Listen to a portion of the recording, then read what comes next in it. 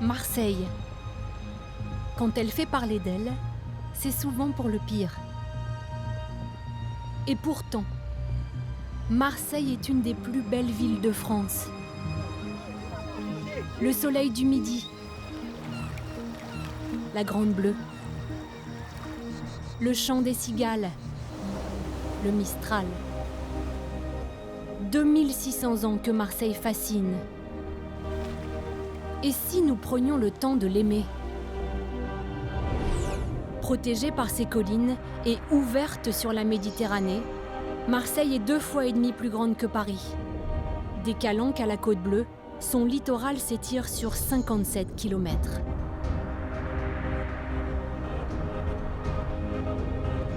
C'est le premier port de France. Marseille est à part. Dans sa baie, il y a des airs de Rio et de Sydney. Dans ses quartiers, des accents d'Alger ou de Naples. Et comment ne pas la comparer à New York ? Marseille est une ville de migrants. Et voici sa statue de la liberté, la Bonne Mère. Un phare accueillant pour tant d'Italiens, d'Arméniens, d'Algériens. Aujourd'hui, un vent nouveau souffle sur cette porte du Sud. Marseille veut en finir avec sa mauvaise réputation. Elle peut compter sur de nouveaux visages. Aurélie Vanek, l'ancienne star de Plus belle la vie, veut jeter un coup de projecteur sur la ville.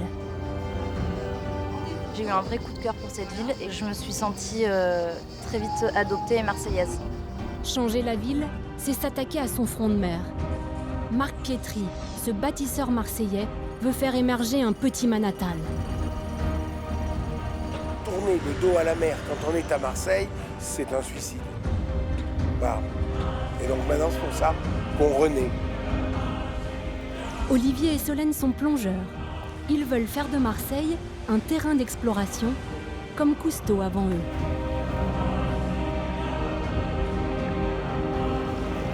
J'aimerais contribuer autant que ces gens-là à faire connaître le milieu marin, montrer toutes les belles choses qu'on a à proximité directe de la deuxième ville de France quand même. Au port, Hervé Coat se prépare à l'arrivée du plus grand paquebot du monde. J'ai un problème. Enfin, qui miserait sur les quartiers nord ? Julie Demuer et Brahim Timricht y croient. Grâce à eux, les minots des cités se jettent à l'eau. Venir ici, c'est un exutoire. Ils sont loin de la maison, ils sont loin des soucis familiaux, ils sont loin du quartier.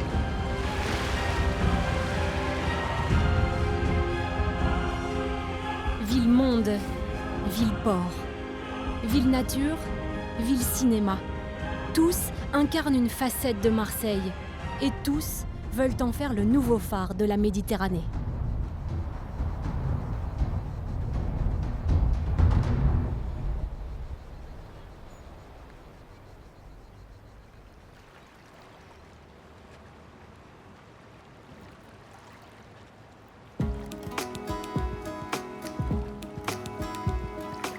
Voici un des nouveaux visages de Marseille. Aurélie Vanek est actrice. Elle a débarqué ici il y a 10 ans et elle n'est plus jamais repartie. Chaque année, ils sont des milliers comme elle à s'installer à Marseille. Un Eldorado pour ces nouveaux arrivants.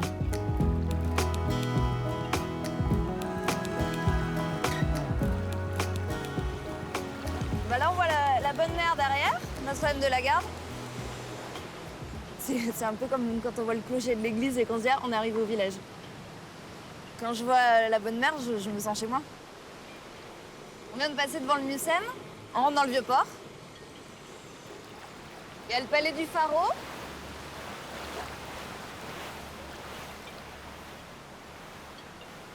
On a le Fort Saint-Jean. De l'autre côté, le Fort Saint-Nicolas. Voilà, on est au cœur. Il est beau ce port, hein, quand même.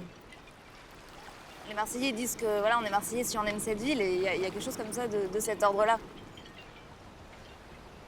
En fait, je pense qu'il n'y a aucune ville qui ressemble à Marseille en France. C'est vraiment une ambiance particulière qui est difficile à décrire même. Planète Marseille. Et c'est avec Aurélie que nous partons l'explorer. Le seul souci, c'est que lorsque l'on marche avec elle, Pour l'équipe. Bonjour. tout le monde veut prendre Aurélie en photo. Ou plutôt Ninon, son personnage dans la série Plus belle la vie. Merci, c'est sympa, jouer, continuer. Je vous en prie, merci. C'est bien.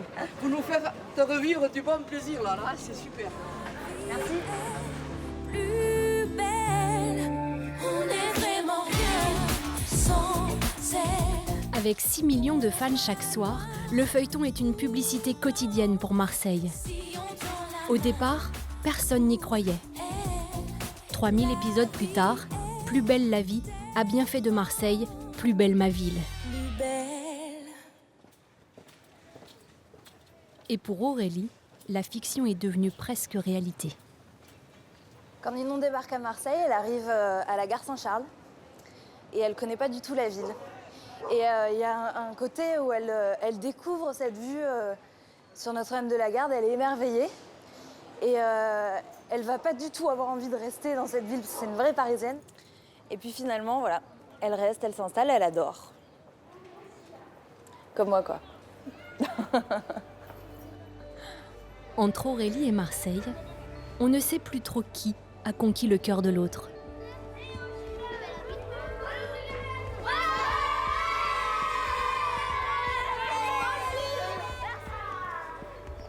Nous sommes au Panier, le plus ancien quartier de Marseille.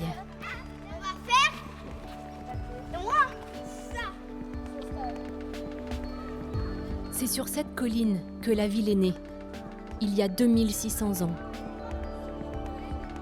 Depuis, le Panier a toujours accueilli les nouveaux migrants, comme Aurélie. C'est la première rue où je me suis installée. C'est le premier appart que j'ai eu, c'était dans cette rue. Quand je suis arrivée pour la série, je connaissais pas du tout la ville et la prod m'avait trouvé un appart dans cette rue. Voilà, j'étais en colocation avec d'autres acteurs. Donc ça a été mon premier pied-à-terre. Ces rues servent de modèle pour le décor de Plus belle la vie. Là, on arrive sur la place des 13 coins. Donc avec le fameux bar des 13 coins qui a inspiré le bar de Roland, sur la place du Mistral. Je sais pas si la série a changé Marseille, mais en tout cas, elle fait partie de la ville maintenant. Et il y a déjà beaucoup de tourisme qui vient par le biais de cette série-là, parce qu'ils ont découvert cette ville aussi par l'écran. Voici l'original, et voilà la copie, fidèle jusqu'au moindre détail. Ce décor, c'est le fameux Mistral, le quartier emblématique de la série. Aurélie vient y retrouver ses amis. C'est le premier décor qu'on a découvert tous ensemble, quoi. Toute l'équipe, la première équipe de départ. On est arrivés sur ce décor tous ensemble. Il n'y avait jamais eu de tournage dedans, il était vierge. Et on était tous scotchés, quoi. Déjà, c'est un décor très très haut. C'est rare de voir un décor de ville comme ça, où on peut voir plusieurs étages, où il y a le moindre détail, la crasse sur les murs, le chewing-gum écrasé par terre, les graffitis. Et tout est faux. C'est vide. Et il y a des portes quand on les pousse. Il y a des choses derrière. Ça, c'est un décor, mais... Et il y en a d'autres, il n'y a rien. Les portes, elles sont scellées. Dans ce quartier fictif, Aurélie aura fugué, flirté, ri et pleuré. Elle revoit aujourd'hui des têtes connues comme Anne Dessy, alias Luna, la propriétaire de cet hôtel. C'est magnifique. T'as vu? J'adore les Notre-Dame de la Garde de toutes les couleurs. T'as vu, c'est pas mal, hein? Moi j'aime beaucoup les applis avec le côté rétro. Oui, c'est ça. C'est chouette. C'est-à-dire que la caméra. Ça va? Ouais, là, ma belle. Les entraînements, je te fais faire. Comment ça va? Ça va et toi? Oui, Tony. Il est content aujourd'hui. Il est content. C'est parce qu'il m'a C'est content parce qu'on a des nouvelles caméras. On a commencé ensemble, Ah ouais. on a essuyé Avec les plâtres. Antoine, on a commencé ensemble. Hein. Ouais. Au tout début, il y a 10 ans. C'est les Rolls-Royce de la série, ça. C'est mon copain, c'est pour ça qu'il dit ça. Non, mais c'est vrai. J'avoue que là, d'être au cœur de l'action, avec les copains, parce que là, il y a quand même les copains, ça donne bien envie de... On est dans le champ. Ça donne bien envie de refaire une petite séquence avec eux, ouais. Allez, autant demander de silence partout, s'il vous plaît. Cette scène se réalisera sans Aurélie. Notre jeune comédienne a tourné la page. Plus belle la vie m'a amenée à Marseille. Et si Plus belle la vie est terminée pour moi, Marseille, c'est mon port d'attache. Fini les studios. Aurélie va désormais se jeter dans le grand bain marseillais. Cap vers les Calanques. Le Grand Canyon au bord de la Méditerranée. Au bout de cette route, le petit port des Goudes.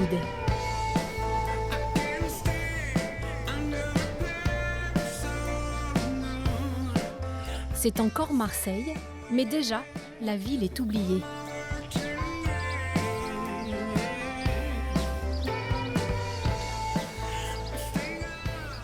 Olivier et Solène ont posé leurs palmes ici, il y a 15 ans. Ils sont plongeurs professionnels.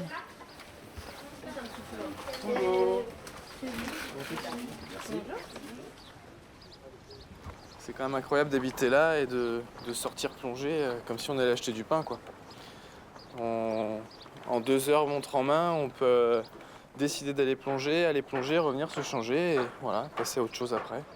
Difficile à croire, mais ils partent travailler. Lui est biologiste marin. Elle, ingénieure spécialiste de la pêche. Ouais, ça bouge bien. Ouais. Ah, Méditerranée, un lac, pas aujourd'hui, hein. Non, bah, c'est comme ça qu'on l'aime, c'est qu'elle non, c'est est presque imprévisible. Juste en face de chez eux, un des plus beaux sites de plongée en France. Les Calanques.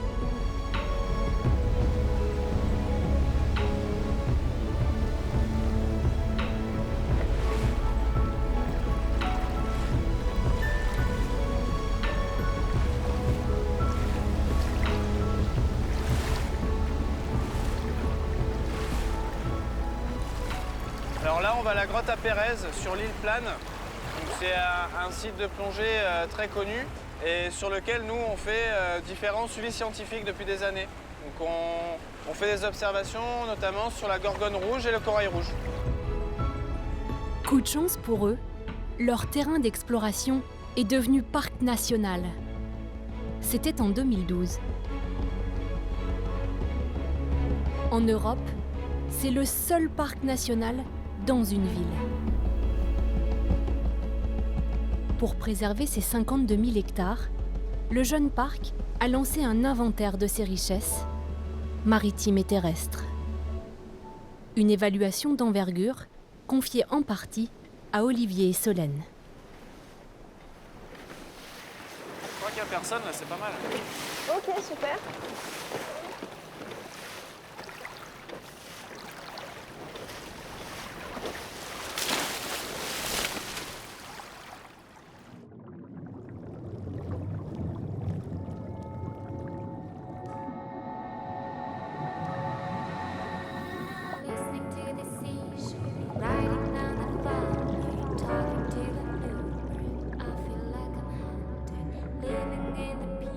Leur mission, c'est de recenser le corail rouge et les gorgones, cet éventail des mers. Les 2 scientifiques doivent établir la densité de la flore au centimètre carré. Un travail de titan qui indiquera au parc s'il faut interdire la zone à l'activité humaine. La préservation de ces trésors est à ce prix.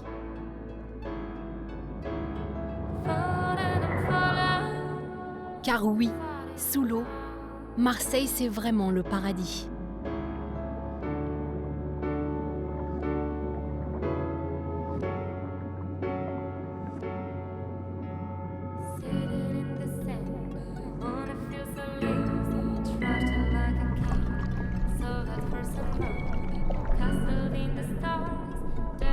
Bon, super, hein.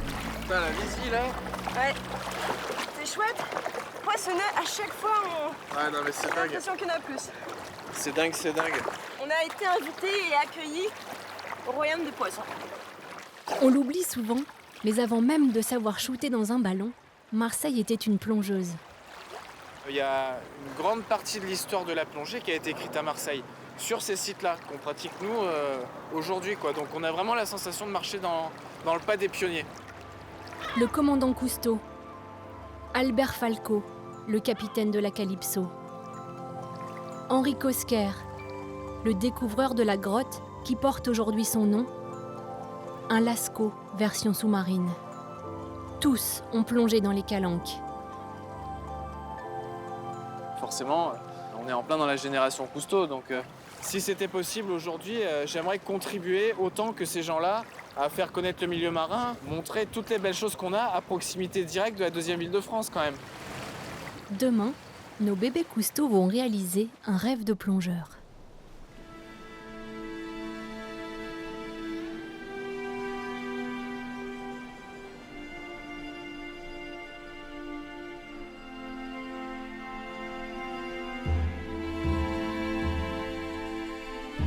Notre-Dame de la Garde. Toute l'identité de Marseille se concentre là. 800 ans qu'elle veille sur la cité phocéenne.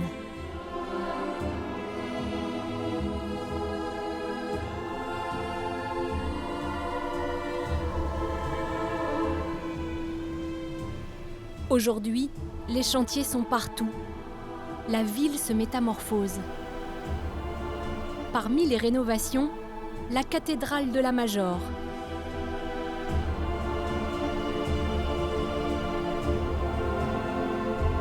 Le vieux port.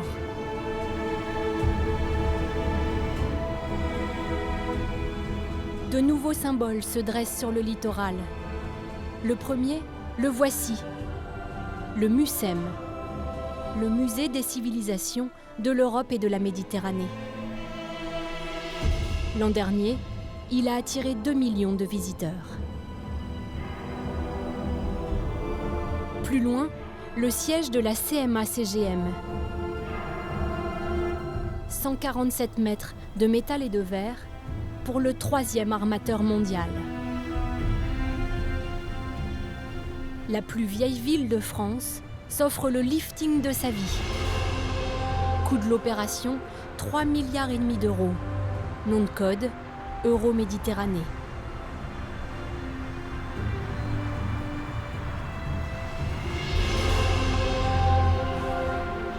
Derrière ce projet de Petit Manhattan, Marc Pietri.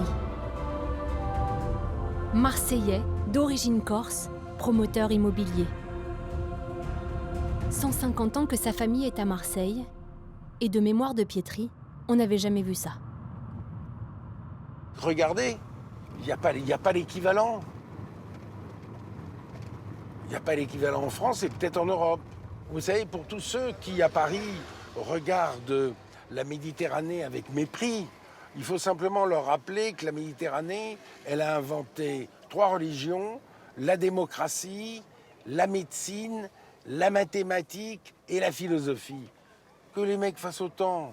Alors évidemment, on n'a pas que des qualités, on est un peu turbulent, mais voilà. Grande gueule, carrure de rugbyman, Marc Pietri est un monument à lui tout seul. Et voici le chantier colossal auquel il a décidé de se mesurer. Sur les quais, une nouvelle tour va sortir de terre. Son nom, la Marseillaise.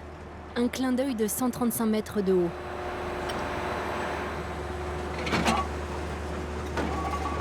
Ça, c'est la foreuse. La foreuse. Vous voyez là, ils ont préfouré d'abord avec une foreuse à vis sans fin.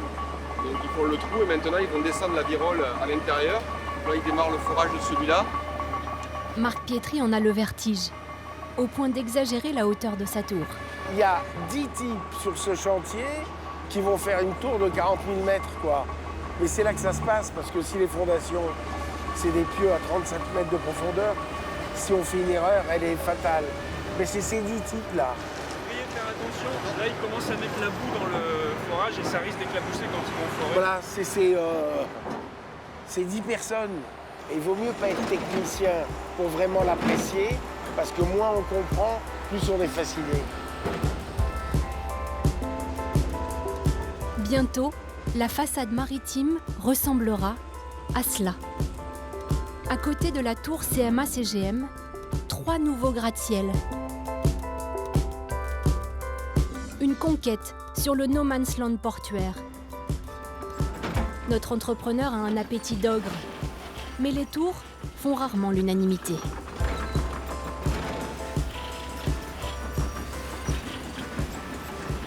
Notre volonté, c'était pas de créer une skyline pour créer une skyline.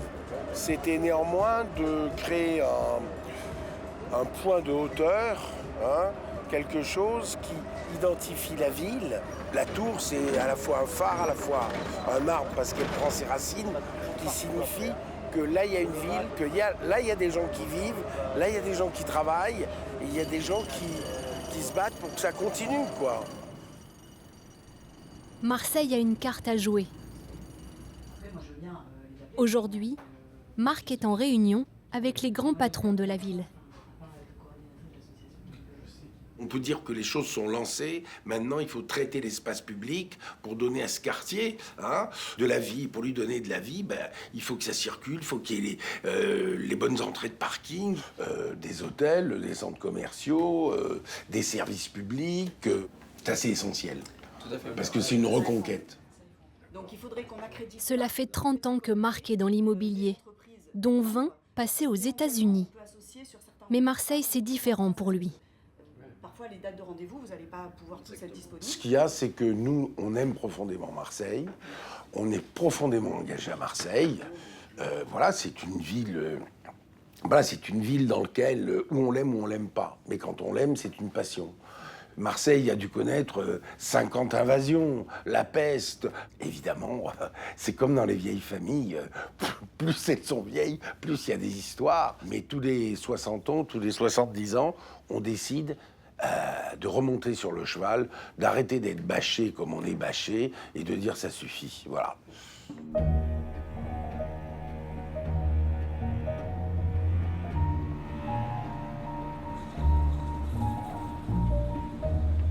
En face des futurs tours de Marc, l'anse du Pharaon. Dans ce petit coin à l'abri des regards, des chantiers navals au charme désuet. Ces ateliers pourraient bien disparaître sous l'appétit des promoteurs, comme celui de Denis Borg.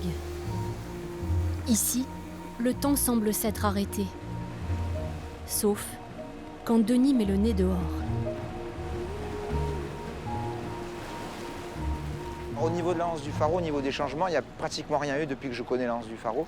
Si ce n'est que le changement de la vue qu'on a depuis ici, le quai, avec la naissance du MUSEM, pas mal de grandes formes ou de grands hangars qui ont été rasés.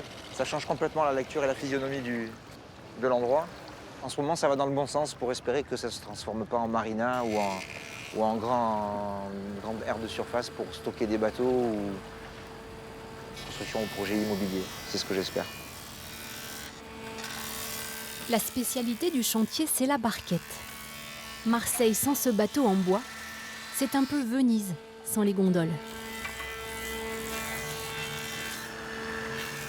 Ce patrimoine marseillais passionne la famille Borg depuis 60 ans.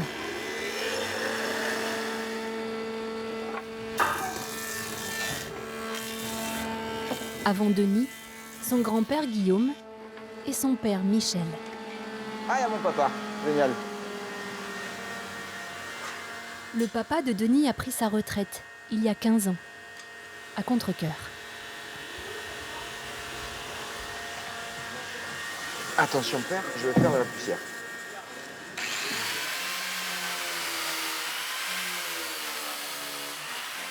C'est moi qui ai créé tout ça, l'atelier et tout. Puis c'est mon fils qui a pris la suite. Et voilà. C'est fini. Je viens, je regarde, je le taquine, je l'embête un peu, je m'en vais. C'est tout ce qu'il me reste à faire. je l'engueule un peu, ça me donne l'ambiance, hein, puis je rentre à la maison. Et voilà.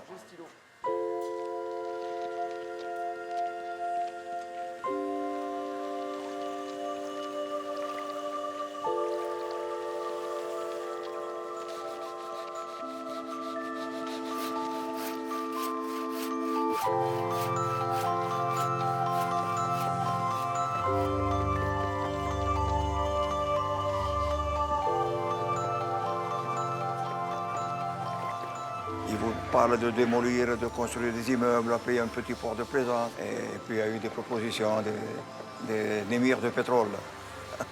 Ils sont venus, un jour je les voyais tourner avec l'hélicoptère et le coin il leur plaît là. Oh, un jour ou l'autre ça va se faire, parce qu'en ce moment, de la façon que ça bouge dans Marseille, les constructions des bâtiments, un jour ou l'autre ils vont le faire. Alors là, on verra bien ce qu'ils feront de nous. Hein. Comment dire, le pot de terre contre le pot de fer. Qu'est-ce qu'on peut ressentir par rapport à ça? Il y a une contrepartie à ça, c'est d'être content de voir les choses changer, mais d'être toujours ici. Et d'être, on va pas dire indispensable, c'est un peu trop fort, mais de savoir qu'on a toujours notre place malgré tous ces changements, en étant tout petit et en ayant une identité forte par rapport à la culture maritime. Et qu'il faut qu'on continue, il ne faut pas lâcher.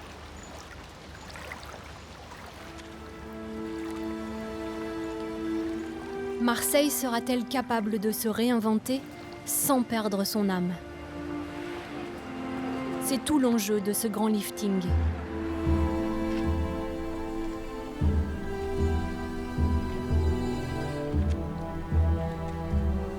Dans les moments clés, les Marseillais s'en remettent à la bonne mère.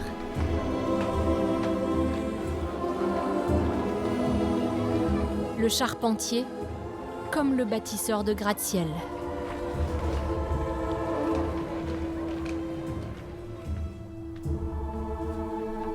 Marc est peut-être un colosse, mais aux pieds d'argile.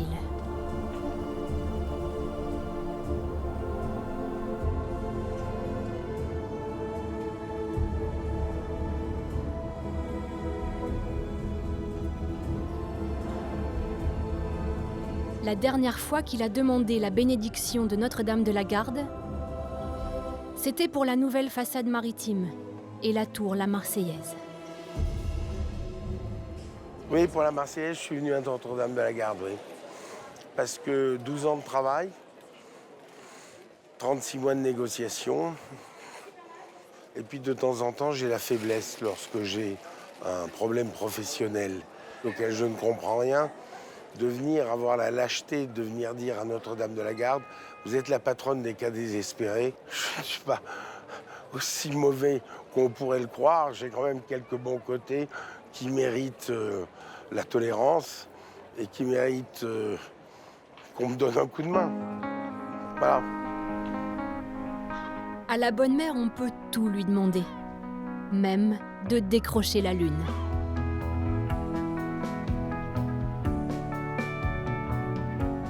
Une plongée inhabituelle se prépare. Nous retrouvons Olivier et Solène. Après, pour les mettre, tu seras plus embêté, on te les passera tôt. Toutes les 10 minutes, je vais lui dire de venir te voir pour regarder à combien tu en mets. S'il y a le moindre souci, tu me le dis, on arrête tout. Hein. Okay. On n'hésite pas, on arrête tout. Olivier et Solène vont tester cette drôle de tenue. À première vue, une combinaison spatiale. Mais en fait, c'est un scaphandre. Car c'est sous l'eau que l'on retrouve les conditions les plus proches de l'apesanteur. La Comex, reine de la plongée en eau profonde, s'attaque maintenant à l'espace. Elle veut entraîner des astronautes dans la rade de Marseille. Ça change un peu, ouais. Là, on devient des spationautes. Alors, je ne pensais pas qu'en passant les diplômes de plongée, je ferais ça. Mais je suis ravi parce que c'est une super expérience. Ça fait des années qu'on fait des actions avec Comex. Et là, du coup, on a eu la chance d'être sélectionnés pour ce programme-là, pour faire les plongeurs cobayes. Parce que moi, j'aime bien le mot cobaye. Je trouve ça cool. À tour de rôle, nos plongeurs vont découvrir les sensations de l'apesanteur, comme sur la Lune.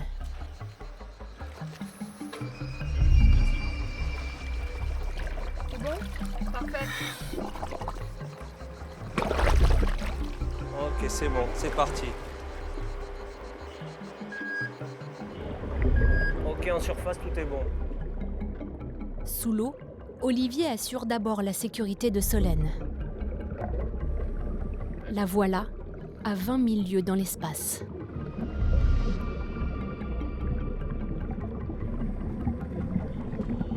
On va l'aider, je crois qu'elle va basculer.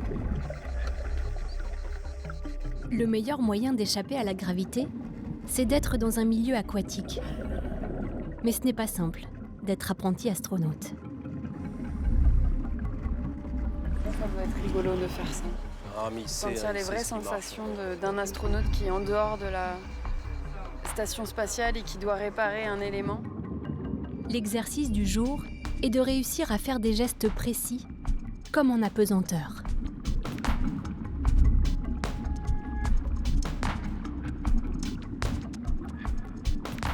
Ok, très bien, t'es la meilleure.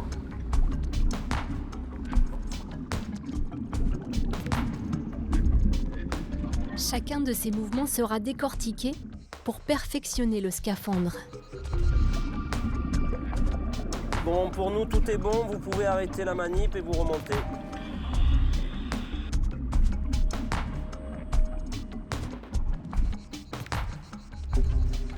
Ok. Là, stop. On va essayer de la ramener vers le bord, ouais. Super, super. Ok. Ouais, c'est un rêve de gosse, c'est clair.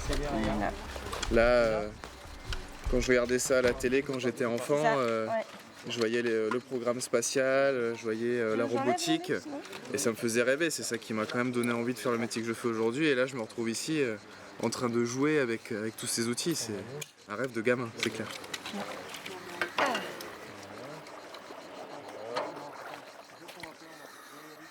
Alors, tu t'es senti comment? Le début de la session, c'était plus compliqué de se mouvoir, déjà. J'ai tenté effectivement les figures libres et ça a permis de voir qu'effectivement, il y avait des choses qui étaient possibles à la fin. Bah oui, plus tu vas t'entraîner, plus tu vas arriver vite à adapter tes mouvements en fait, à ce qu'ils soient le plus efficace possible en hypogravité. Bah voilà, si de la palme au scaphandre à la Lune, il n'y a qu'un pas, bah, parfait. Au plaisir de contribuer avec vous à tout ça.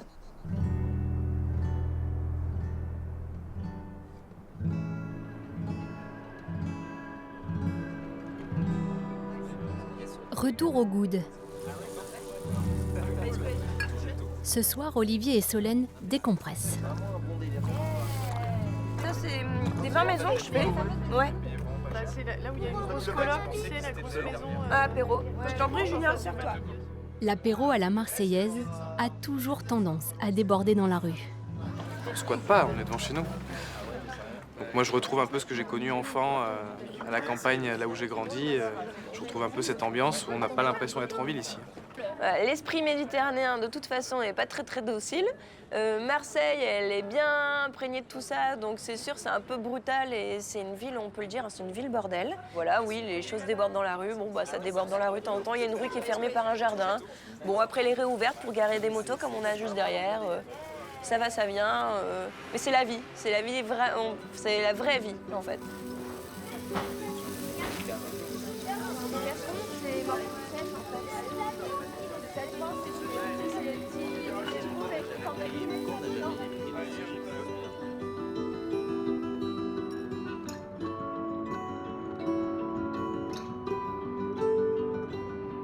Direction les quartiers nord. Bien sûr, il y a les cités, avec la drogue et les kalachnikovs.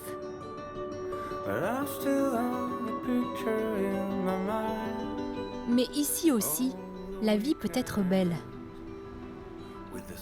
Regardez plutôt. L'Estac, un petit village pittoresque où Cézanne avait élu domicile, fait partie des quartiers nord. À quelques encablures, la plage de Corbière, la plage des quartiers nord. Quel autre quartier dit sensible peut se vanter d'avoir une si belle piscine? Mais derrière la carte postale, il y a malaise. Corbière n'est pas facile d'accès. Un seul bus dessert les Caraïbes marseillais.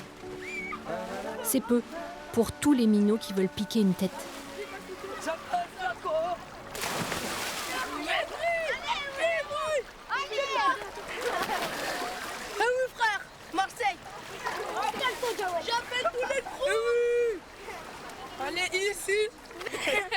dédicace à tout mon quartier. Et on nous a Bonjour. Aujourd'hui, Corbière est bondée. Tous les centres sociaux sont là. Normal, c'est l'événement de l'année, organisé par le club de kayak.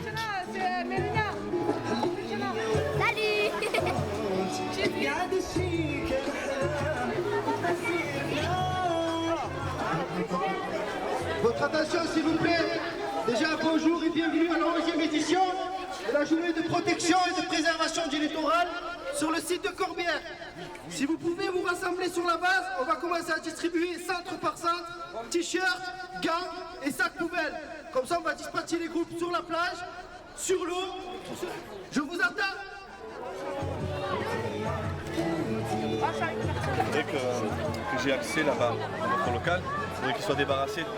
Profil de grand frère, énergie à toute épreuve. À 41 ans, Brahim est connu de tous ici. Il vient du 14e arrondissement, l'un des 4 arrondissements des quartiers nord. Bonjour, ça va? T'es prêt à nettoyer la plage? Ouais! Tu ramasses bien, hein? Tu ramasses beaucoup. Allez. Toi, il te faut un petit gant, tu as des petites mains? Voilà, bon courage. Brahim a réussi un tour de force.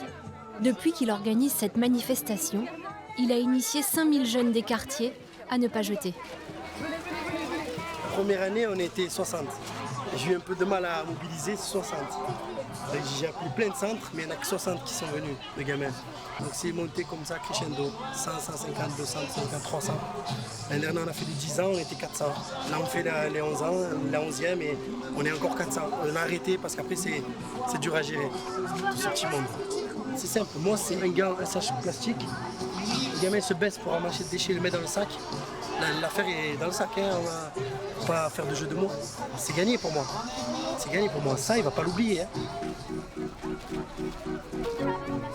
L'objectif est de ramasser 5 tonnes de déchets. Direction le viaduc.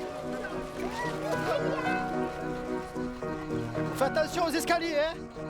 Oh là là là là, dangereux là, dangereux. Je fais pas de déclaration pompier, moi. Regarde ce qu'il y a là. Sous les arcades du pont, la carte postale en prend un coup. Wesh, c'est quoi ça? On a trouvé plein de trucs parce que si on ramasse pas des déchets, mais la plage elle va être sale, toute sale. On pourra plus y aller. J'ai trouvé des feuilles, des bouteilles de bière. Pour les laisser. Véripêche. J'ai trouvé une bouteille de Véripêche. Ici, c'est une vraie foire aux déchets. Oh, ne montez pas aussi trop, hein, pour que ce soit dangereux pour vous. Hein. Hein, on va commencer à redescendre tranquillement. Les sacs deviennent lourds là. Après, il faut les transporter jusqu'à la base. Ah, ça va y tomber, tu vois. Il y a le retour. La plage de Corbière a pour elle la vue.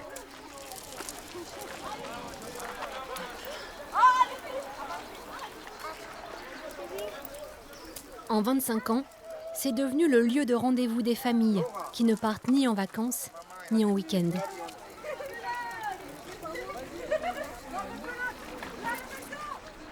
Mais regarde là-bas dessous le rocher. C'est pas arrivé seul ça, putain. Et là-bas? C'est pas rejeté par la mer. On a mis la serviette, on s'est baigné, on a bu un coup. Il y a du filet. On a juste laissé sa canette.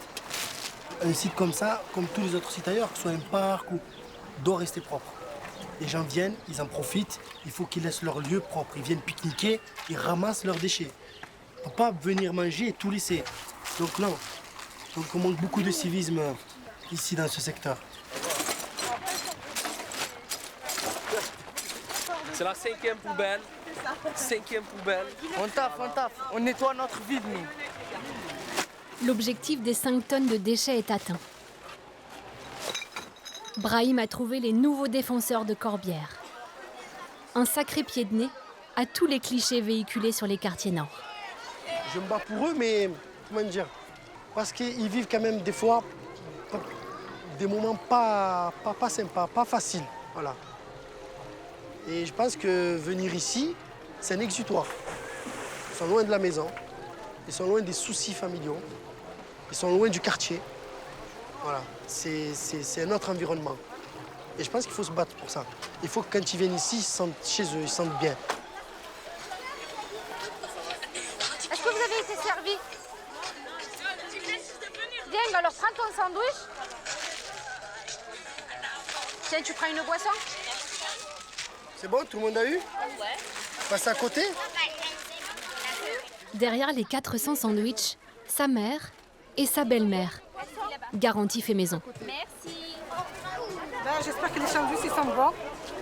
Parce qu'on les a fait avec plaisir, bon cœur.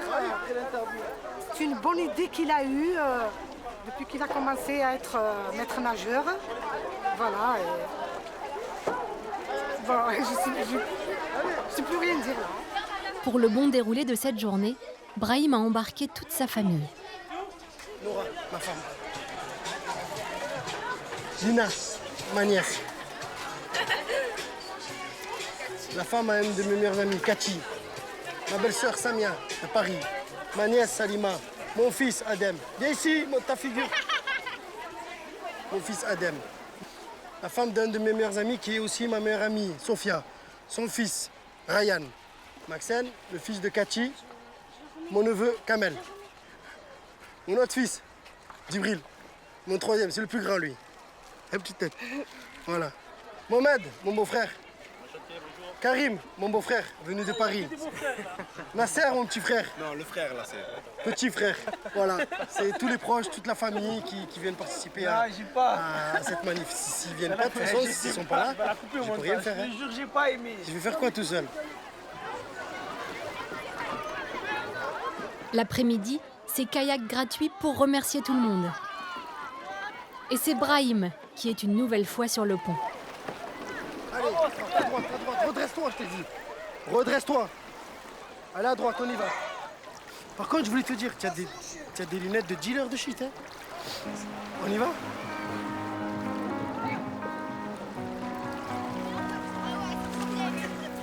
Tiens-toi la poignée, mais tiens-toi la poignée!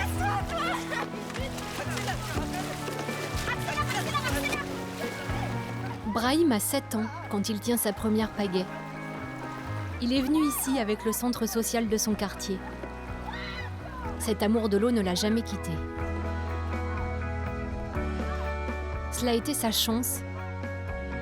Et cet homme aussi, Alain Saragas, est le mentor de Brahim, son premier entraîneur de natation.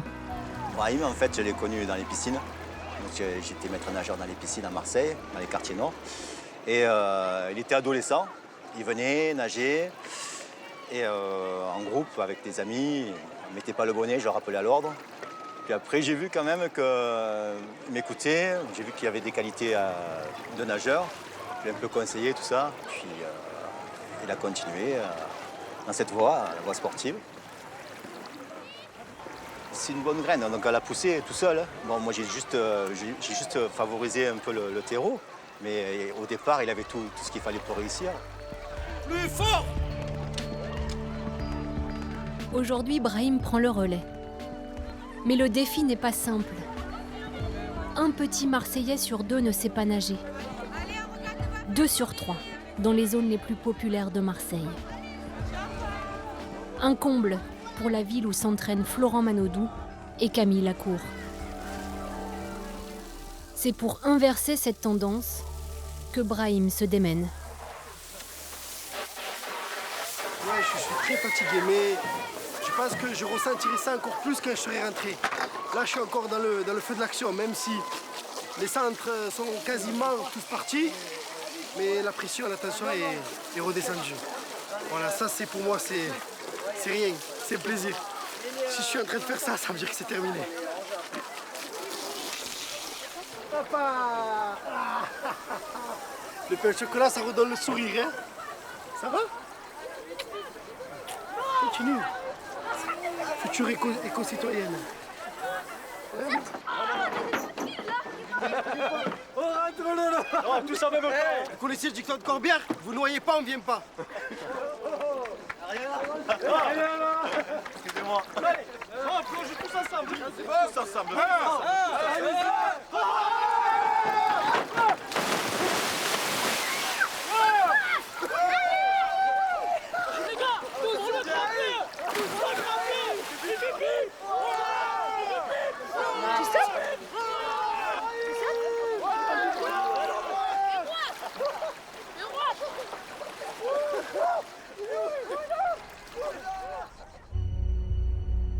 Au port, c'est une toute autre ambiance.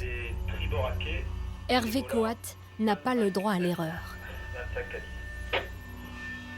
On dirait un jeu vidéo géant, mais c'est très sérieux.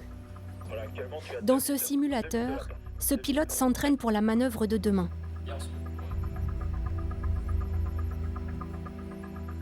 Le plus gros paquebot de croisière au monde débarque à Marseille.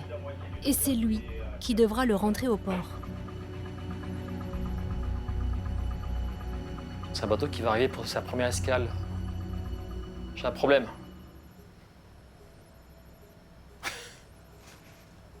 C'est un bateau qui est très compliqué parce qu'il est très très gros et il a une voilure considérable. À titre de comparaison, sa voilure équivaut à 4 terrains de football, 2 hectares. Le vent, toujours du 335, 20 nœuds. Là, tu as le vent qui vient de 16 degrés sur ton bâbord. Ok, je vois ça, merci. Demain, tous les regards seront tournés vers Hervé. Car Marseille voit grand, très grand. Son rêve, devenir la capitale de la croisière en Méditerranée. Mais pour y arriver, le premier port de France a une image à se racheter.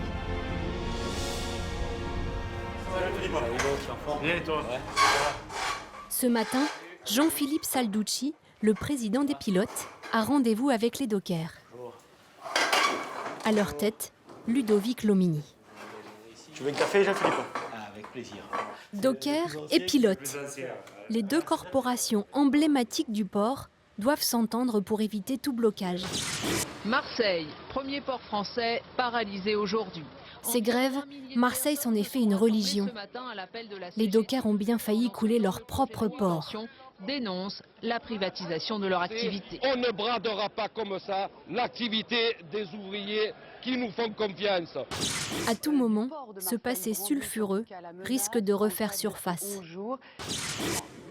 Une cinquantaine de pétroliers en attente au large. Et jusqu'à hier, des croisiéristes obligés de faire débarquer leurs clients à bord de chaloupes. Ces images ont laissé des séquelles. Les dockers peuvent encore faire la pluie et le beau temps sur les escales des paquebots de croisière. Pas joué le jeu des négociations. Marseille, c'est un port qui est quand même sanguin. On est chaud à Marseille. Le port, c'est pareil. La croisière, au départ, on ne voulait pas en entendre parler. Pourquoi? Parce qu'il n'y avait pas de discussion. C'était un projet qui était fait sans nous. Aujourd'hui, on s'aperçoit que le quai déborde de bateaux de croisière. On y trouve notre compte. La place marseillaise trouve son compte aussi. Donc voilà, ça ne demande qu'à grandir. Ça fonctionne. On a tous envie que nos enfants continuent à travailler sur ce port de Marseille. Donc, si tu veux, on est obligé d'aller ensemble. Mais ce qui est bien, c'est que vraiment, maintenant, tout le monde parle. Alors, comme il disait Ludo, on n'est pas toujours d'accord. Des fois, on n'est pas d'accord sur les positions, mais au moins, on en parle. Et de fait d'en parler, on avance, on trouve des solutions. Le port de Marseille, on a le devoir de le maintenir et de le transmettre aux générations derrière. Il y en a un qui contribue à sa façon à changer l'image du port.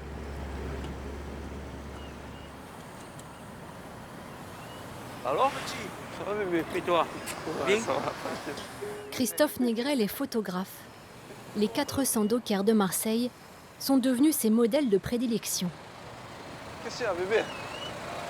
Qui là? Tu as fait des nouveaux tatous, quoi? Regarde-moi comme ça, vas-y. Reste.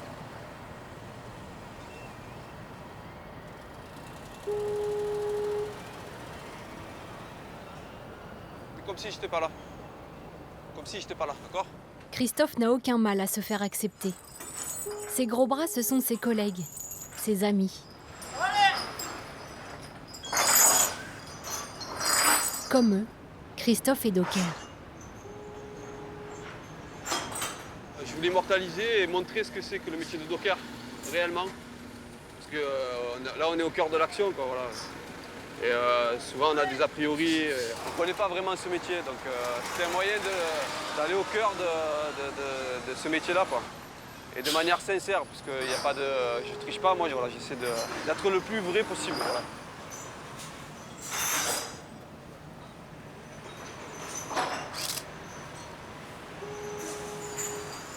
Longtemps, on les a appelés les chiens des quais. Hier, On disait d'eux qu'ils étaient sales. Aujourd'hui, on les voit comme des privilégiés. Derrière les clichés, Christophe veut en finir avec la sale réputation qui leur colle à la peau.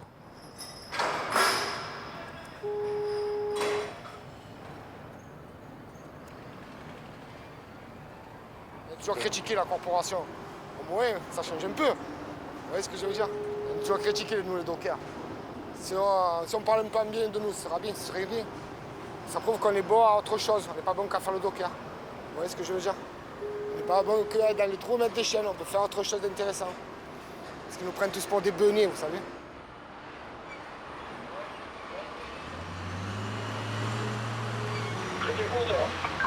« 4,25 c'est pris, je te le mets à moins de bas. Du haut de son cavalier, cet engin bleu qui déplace les containers, Joël est un de ses cœurs de docker. Troisième génération, mon grand-père, mon père et forcément moi. Et éventuellement mon fils quand il aura sa majorité. Si l'activité est toujours là et s'il a envie, ben, pourquoi pas? Ah, j'aimerais. Ça ferait la 4e génération. Ça serait vraiment voilà, la continuité de la famille. Tous mes collègues, voilà, on a eu de la galère, des bons jours, des mauvais jours, voilà. C'est ma deuxième famille. C'est ma vie. C'est ma vie.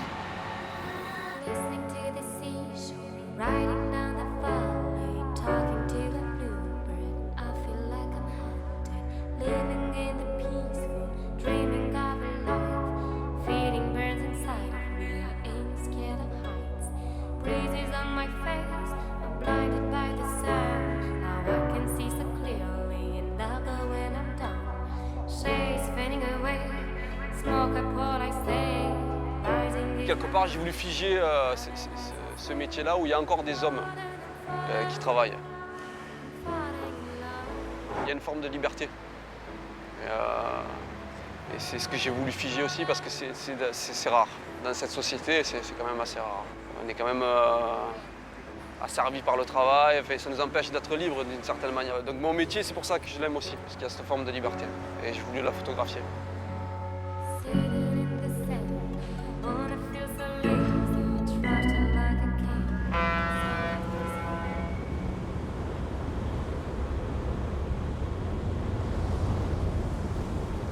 Jour J, le plus gros paquebot du monde, l'Allure of the Seas, pointe le bout de sa coque. Mais c'était sans compter sur un scénario imprévu.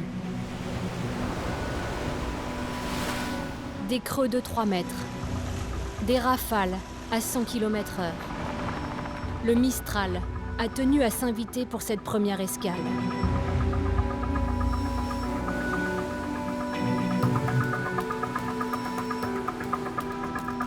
Cette année, plus de 20 navires ont dû annuler leur étape à Marseille à cause du vent. Sur cette petite embarcation, Hervé part à la rencontre du géant des mers.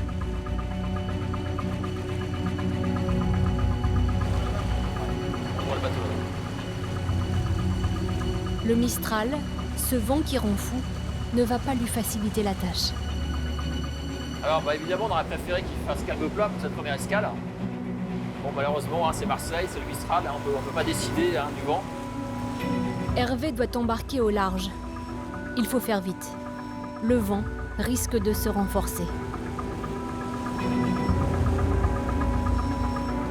Pour la première fois de sa carrière, Hervé va prendre les commandes d'un méga paquebot de cette taille.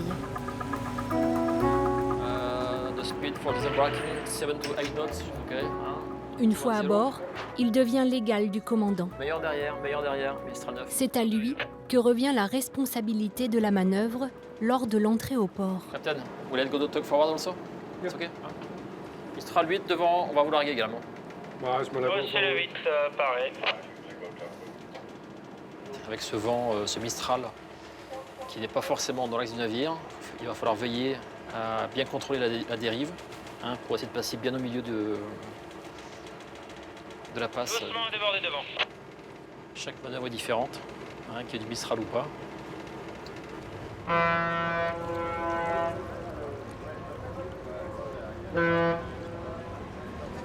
À Quai, le comité d'accueil est prêt. L'événement hors norme fera la une des journaux. De quoi scotcher les Marseillais et leur sens de l'exagération légendaire. 6296 passagers. Ouais, 6300. Et 360 mètres de long et 2065 hommes d'équipage. Très bien. Jusqu'où ça va aller, on ne sait pas. À coup sûr, ils vont nous mettre un pont entre l'Amérique et nous. Pour Hervé, mission accomplie. C'est un jour exceptionnel pour Marseille, pour le pilotage. Hein. C'est 20 escales pour la saison 2015, 20 escales de ce navire, hein, ça va représenter à lui seul environ 200 000 passagers hein, qui vont faire escale à Marseille, donc c'est important pour tout le monde.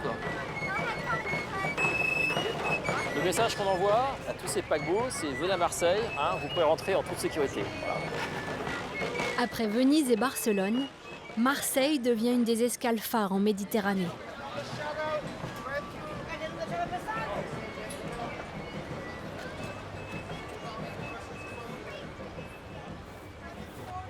Côté docker, on s'adapte un peu à contre-cœur.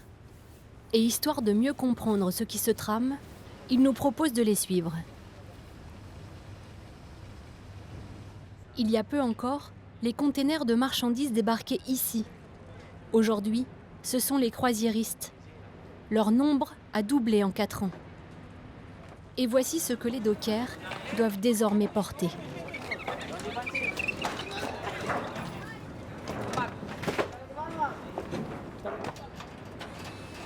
Aujourd'hui, il y a 2 dockers là, qui sont en train de décharger aux valises et un docker qui s'occupe des poubelles, enfin, de décharger de l'avitaillement.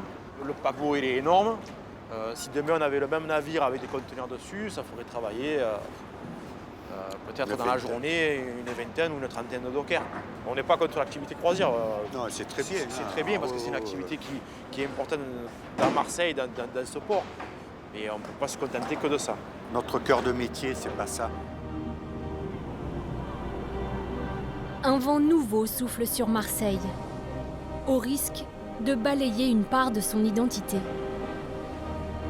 Mais quand on a 2600 ans d'histoire, pas question de faire table rase du passé. Olivier et Solène, nos bébés Cousteau, vont remettre à flot un bateau légende. Marc Pietri, le bâtisseur, restaure les docks, un des symboles de la puissance maritime. Julie Demuer, elle, réhabilite les quartiers nord, grâce à des balades insolites, avec vue imprenable sur la Méditerranée. Mais d'abord, partons à la découverte d'une institution marseillaise. Et c'est Aurélie Vanek, notre nouvelle arrivante, qui va nous y emmener. Il suffit de prendre ce train. Marseille est si généreuse qu'elle déborde aussi hors de ses murs.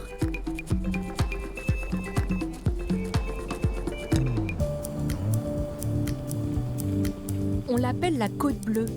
C'est le Grand Ouest de Marseille. Un décor de western, mais ici le train n'est attaqué que par les embruns.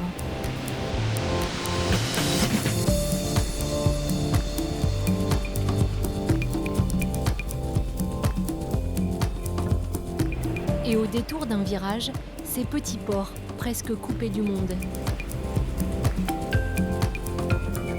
Nous arrivons à Ansuez-la-Redonne, terminus du train pour Aurélie, qui débarque ici chaque week-end. Dans la panoplie du parfait marseillais, il y a cet habitat fait de briques et de broc, le cabanon. Salut! Eh oui. La forme. Salut bonhomme. Bonjour Joseph. Fais un bisou maman.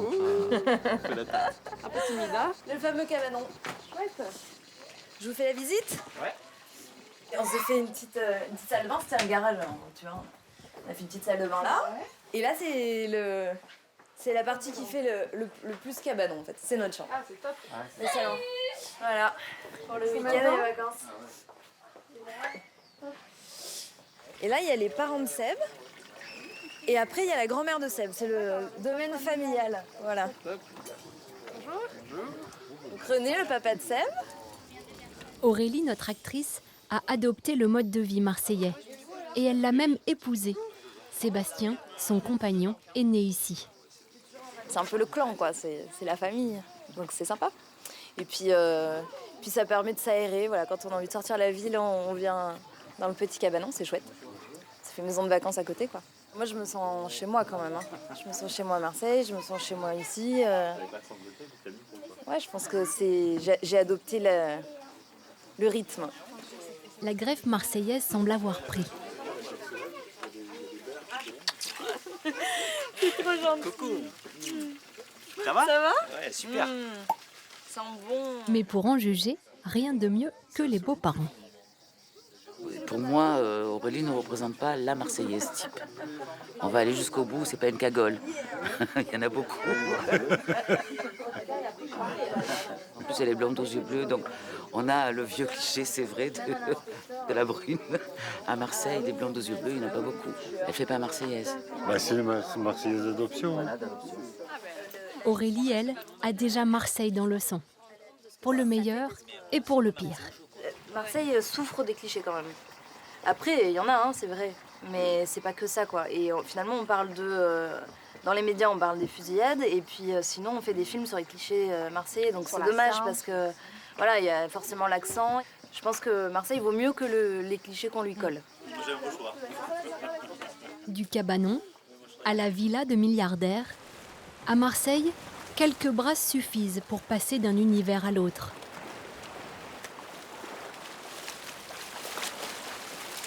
Été comme hiver, Marc Pietri nage dans sa piscine XXL.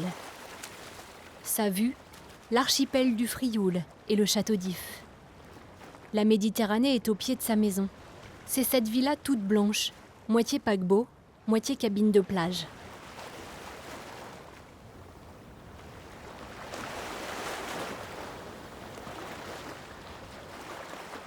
On aurait aimé aller beaucoup plus loin, mais en fait, ce qui nous a arrêtés, c'est pas la fraîcheur, c'est qu'il y a vraiment des vagues. Voilà, mais vous avez vu qu'on nage pas mal, hein, pour des quinquas et des sextas. L'accès à la propriété se fait à flanc de calanque. Drôle de spot pour l'une des plus grosses fortunes de Marseille. Marc, ce n'est pas aucun, mais 1000 vis-à-vis qu'il cherche. Qu'est-ce qui parle?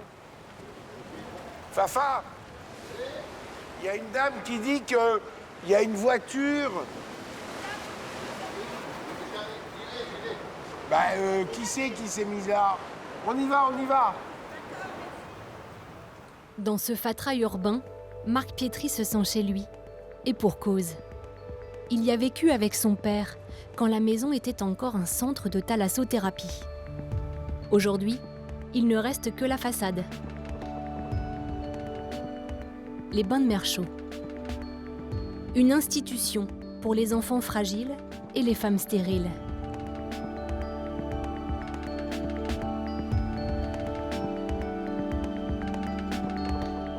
Dans les années 80, Monsieur Pietri le père doit vendre.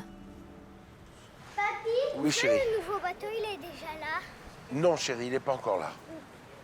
40 ans après, Marc a mis un point d'honneur à racheter ce patrimoine familial.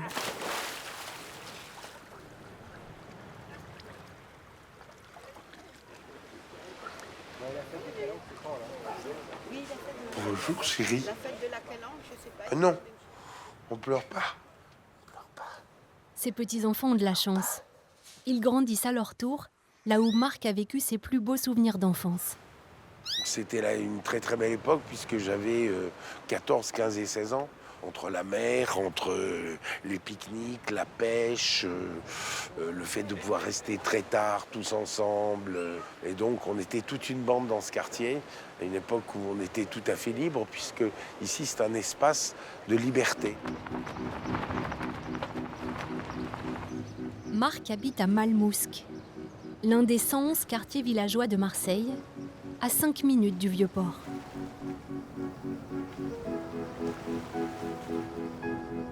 Dans ces ruelles, flotte un air de farniente.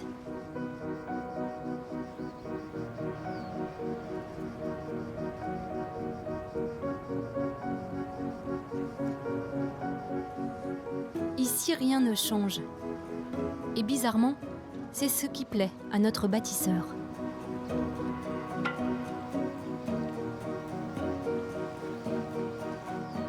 Ça pourrait être 1000 fois Saint-Tropez.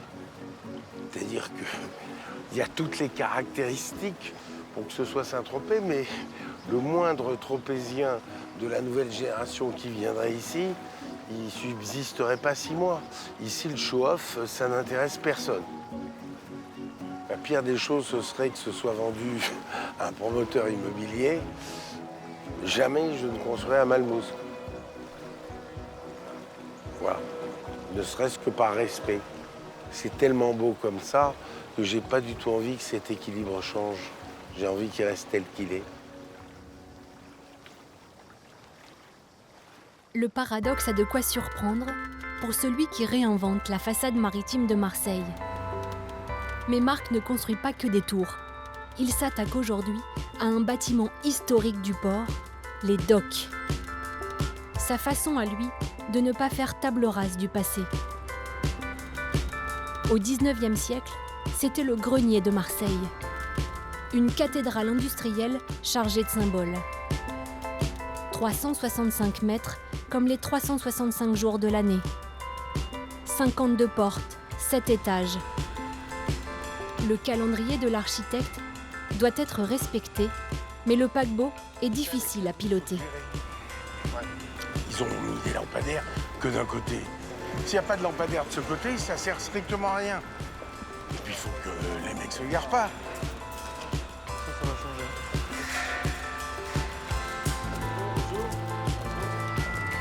Cet après-midi, le boss vient voir l'avancée des travaux. À ses côtés, le chef de projet. Voici l'une des 4 cours. 2 ans déjà qu'il redonne du lustre à cet emblème du port. Ça, c'est du... C'est de la céramique. Oui. Et donc les geckos ont été fabriqués par un artisan italien. C'est que de la céramique. Oui. D'accord. On est que uniquement sur de la céramique. Qu'est-ce qu'il y aura comme boutique là au rez-de-chaussée? Là, on est sur un bar à vin, un glacier, un pub. Aujourd'hui, le brouhaha des dockers s'est éteint. Les boutiques viendront bientôt prendre la place des entrepôts d'épices et de tissus. La tradition du négoce est sauve.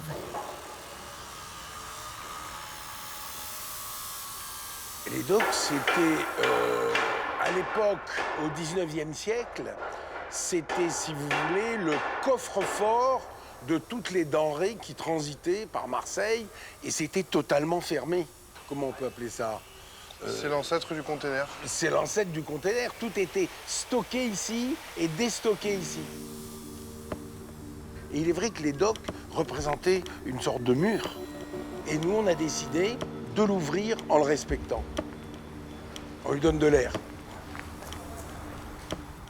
Pour Marc, c'est une première bataille pour rendre la mer aux Marseillais.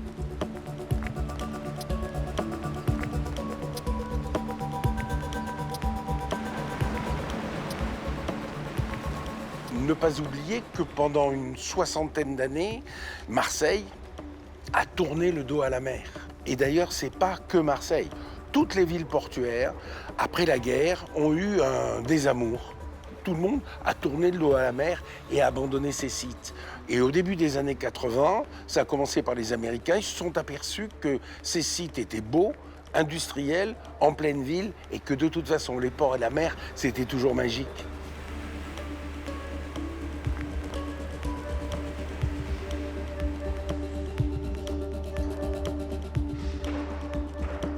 L'ouverture est prévue dans 1 mois. Mais avant, il reste entre autres cette mosaïque à poser à la main.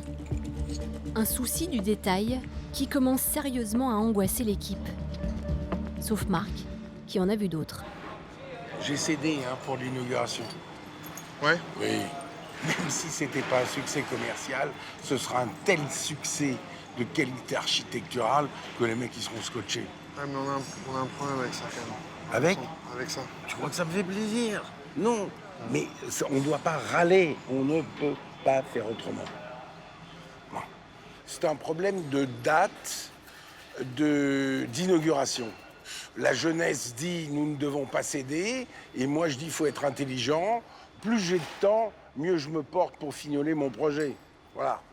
Donc on s'engueule parce qu'il j'ai cédé. Mais non, pas du tout. Pas du tout. Pas du tout. C'est ça la vertu de l'âge. À 69 ans, Marc a visiblement toujours de l'appétit. Celle de gauche. C'est comme l'ascension du Mont Blanc. Pendant toute la durée de la montée, vous dites, mais qu'est-ce que je fous ici, quoi? Et puis le jour où vous êtes arrivé au sommet, eh ben, c'est terminé, vous pensez déjà à le refaire l'année prochaine. Ben, nous, c'est pareil.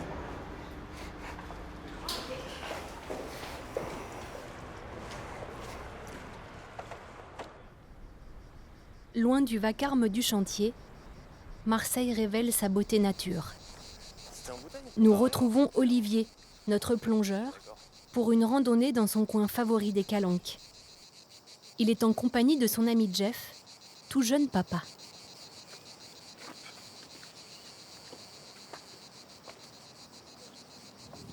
Et voilà, les îles.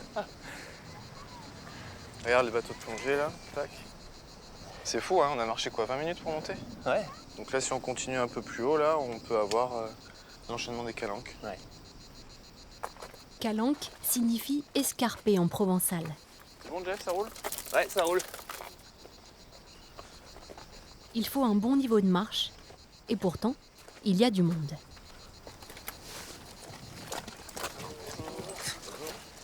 « 2 millions de visiteurs par an.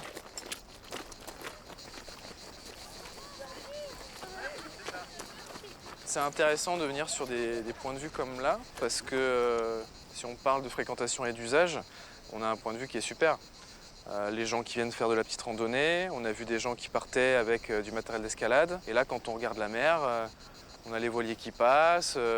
Finalement, on est confronté à un site où on a à la fois une zone qui serait presque proche des parcs et jardins quand on se promène dans une grande ville, mais avec presque de la moyenne montagne juste à côté. Donc c'est vrai que c'est à la fois c'est l'attrait, et à la fois c'est le piège des calanques aussi. Si belle et si proche, les Calanques souffrent d'être trop fréquentées.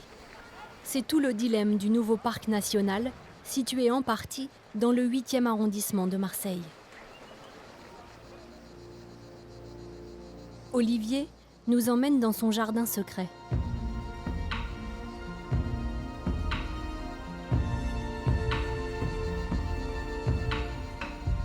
Le pas de la demi-lune.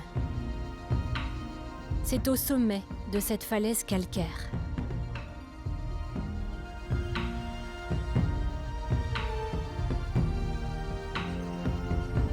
Bon bah ça y est, on y est.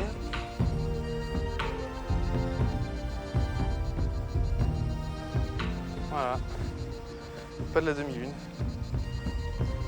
Tu veux passer de l'autre côté doucement? Allez.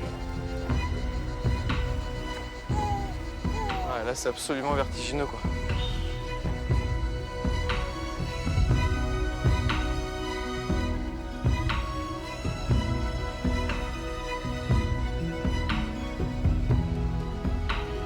Splendide, hein? C'est splendide, c'est grandiose. Ce qui est fou, c'est que Marseille est juste à côté. Juste de l'autre côté, ouais. Incroyable. Ouais.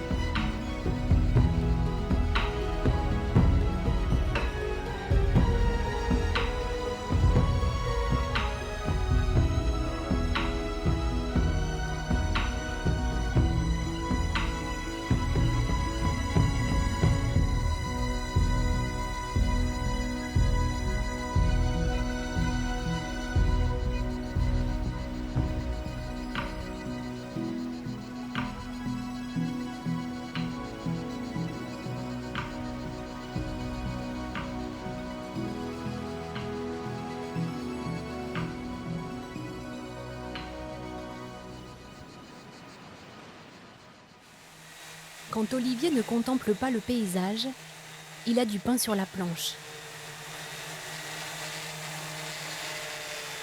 Avec Solène, ils ont décidé de retaper un vieux chalutier. 1 mois que ça dure.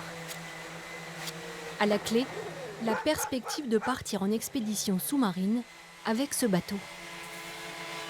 Ça reste souple parce que quand le bois après il va bouger, ça va avoir la capacité de s'écraser, tu vois. Et après tu mets l'enduit pour que l'enduit, lui, par contre, il te permette de peindre par-dessus. J'ai toujours rêvé d'avoir un bateau sans vraiment espérer avoir un bateau. Et aujourd'hui, finalement, on se retrouve à avoir ce monstre-là de 12 mètres qu'on a tout repris de A à Z, quoi. Donc la petite anecdote, c'est que c'est le bateau sur lequel Henri Cosquer, donc l'homme qui a découvert la grotte du même nom, a travaillé pendant 30 ans. Le Cro-Magnon est un bateau mythique. Mais c'est tout à fait par hasard qu'ils l'ont repêché. Dans une simple petite annonce.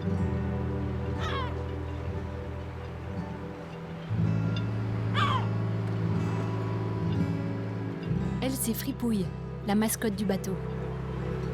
Marin jusqu'au bout des pattes de chien.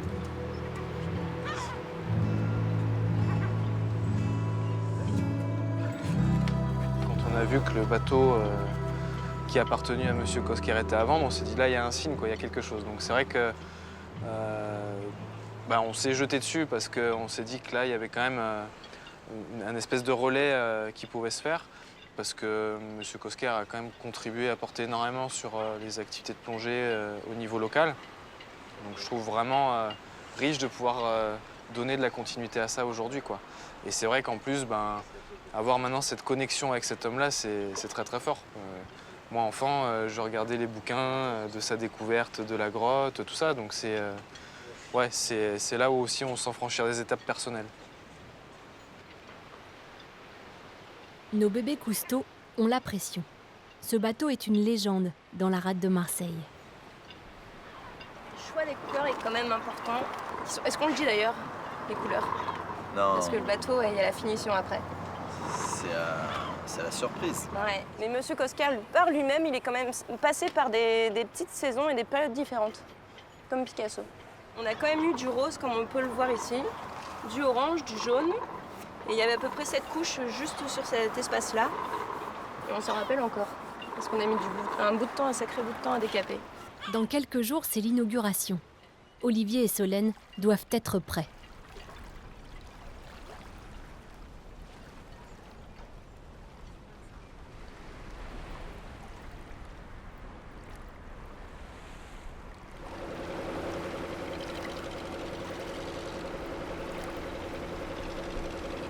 « 4 heures du matin. Alors que Marseille rêve encore de pastis, de pétanque et de foot, Guy Longobardo a la ville pour lui. Lui aussi la voit changer, mais il reste philosophe.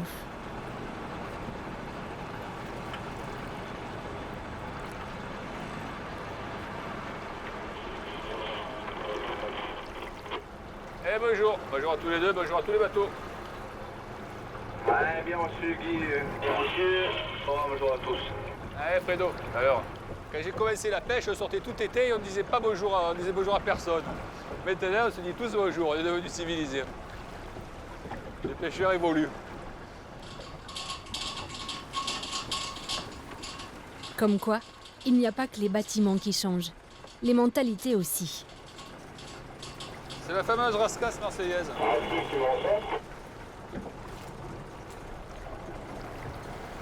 Le métier de pêcheur, c'est c'est le dernier métier d'homme préhistorique. Mais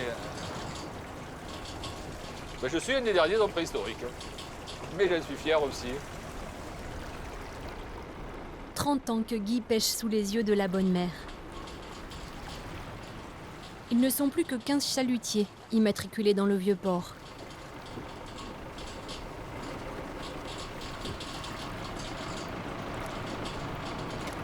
Ma famille est originaire de la baie de Naples, mais ça fait bien longtemps qu'ils avaient émigré en Algérie. Et donc ils étaient en Algérie depuis 3-4 générations. Moi j'ai eu juste le temps de naître et d'arriver à Marseille. Donc je me considère comme un Marseillais à 100%. Marseille, c'est une ville, c'est un port, il y a toutes sortes de gens qui sont arrivés. C'est rigolo de voir des mamies comoriennes, des Africains, des Nord-Africains, des Italiens, des Espagnols, des Parisiens, de plus en plus. Et en fait, c'est dans le tempérament des pêcheurs de se plaindre toujours aussi. Hein.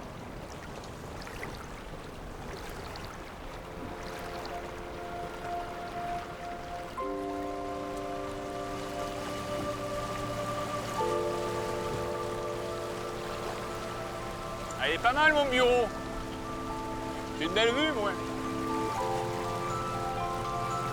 Mon cœur, il restera toujours à Marseille. Marseille, c'est ma ville. Hein.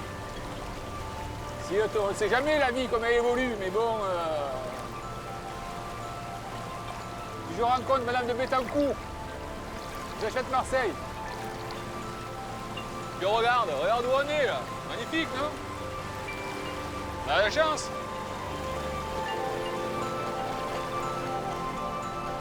Il y a belle lurette que Marseille n'est plus le premier port sardinier. Mais la vente à la criée, elle, est toujours là. Le folklore aussi. Rentrez dans un magasin, faites une affaire. Tout ça là, tout hein, tout ça là, 3 €.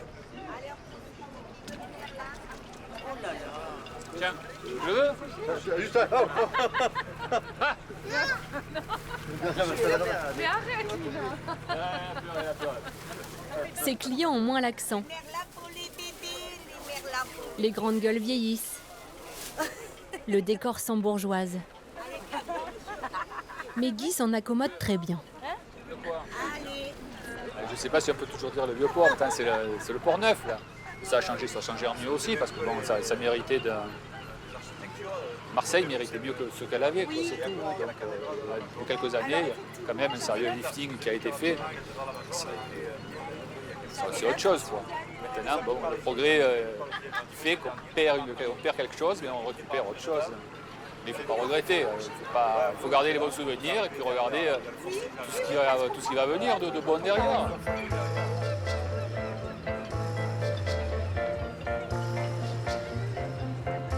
Quittons le vieux port et remontons la Canebière. Nous voilà sur un autre marché, Noailles, le carrefour des saveurs marseillais. Nous retrouvons Aurélie Vanek, notre Marseillaise d'adoption. Vous allez bien? Très bien. Quel plaisir de vous voir le bon matin. On commence très bien la journée. Ah bah tant mieux. Merci. Bonne continuation. Merci beaucoup. Au revoir. Oui, pardon. Oui. Plus belle la vie. Son rôle dans la série lui colle encore à la peau. Mais c'est à Marseille qu'elle veut laisser la vedette. Dans la rue, il n'y a pas deux Marseillais qui se ressemblent. Et sur les étals, cette diversité prend bien des couleurs.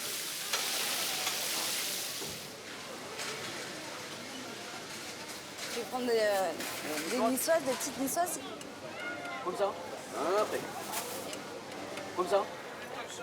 C'est ici qu'Aurélie a pris l'habitude de venir pour y respirer la ville. Et toutes les épices qui existent sur cette terre. Toutes les épices du monde. Finalement, Marseille, c'est fait de plein d'origines différentes, donc c'est difficile de dire qu'on n'est pas à Marseille, alors qu'en fait, c'est très représentatif finalement de, je sais pas, de l'effervescence, de la multiplicité de Marseille, quoi. Allez, un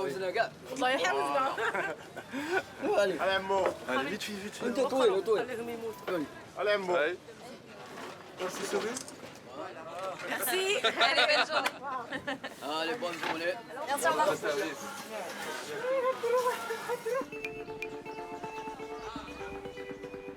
Aujourd'hui, Aurélie s'investit pour sa ville. Niché dans un des vallons de la Corniche, le théâtre Sylvain va devenir le décor à ciel ouvert du festival qu'elle a imaginé, le Festibel. Un nom prédestiné pour notre ancienne star de Plus belle la vie. Pour l'aider, son compagnon Sébastien. Ils ont à peine quelques heures pour tout mettre en place. C'est un endroit incroyable. C'est le seul théâtre ouvert à Marseille, déjà, en plein air. C'est à côté de la mer. C'est entouré d'arbres, on a l'impression d'être ailleurs, quoi. Pas du tout en ville. Et cet endroit, il a toujours une connotation un peu magique, un peu vacances, un peu...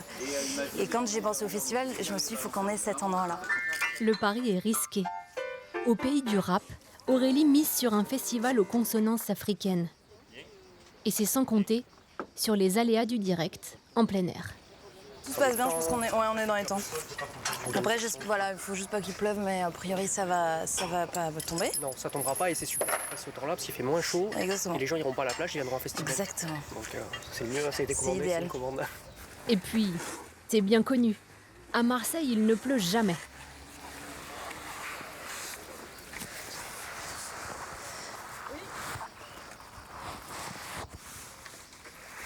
Ah, il pleut. Incroyable. Il pleut. C'est maintenant qu'on pleure. Ça va s'arrêter. Ouais, c'est une averse. C'est juste pour rafraîchir l'air. Bon. Allez, ça n'est rien, ça n'est rien. Cela fait plus d'1 an qu'Aurélie prépare cet événement. Son engagement est sans borne.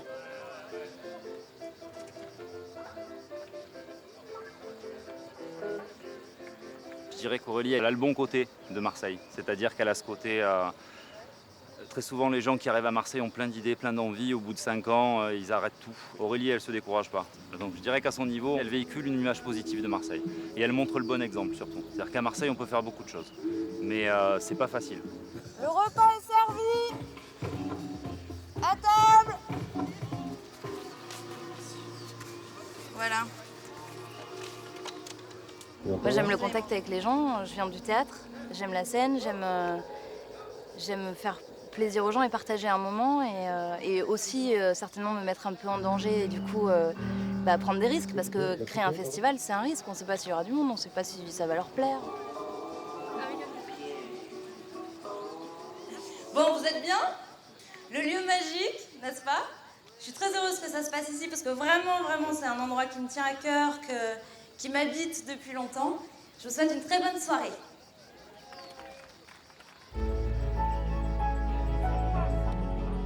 Des contes pour enfants, des percussions, du reggae. Aurélie fait danser Marseille autrement. Blonde, les yeux bleus sans accent, elle est pourtant devenue une ambassadrice de choc pour Marseille. Ce soir, le succès est mitigé, mais l'énergie d'Aurélie toujours intacte. Il y avait 300 personnes dans un théâtre qui peut en comporter 2008. Donc on aimerait que dans les prochaines éditions, le flux grossisse. Donc je pense que tout le monde est content. Là, on est bien fatigué parce qu'on travaille dessus depuis longtemps, mais en tout cas, moi, je suis très heureuse du résultat. Et si, comme Aurélie, on s'amusait à apprécier Marseille autrement? Au petit matin, dans le port de commerce, une chose poilue s'est invitée sur les quais. Armée de sa perche et de son micro, Julie Demuer part à la chasse au son.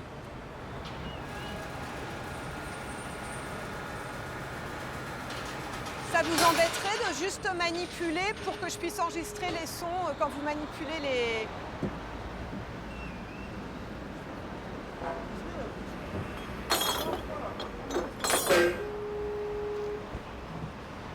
Ces sons, Julie les capture pour créer une balade sonore.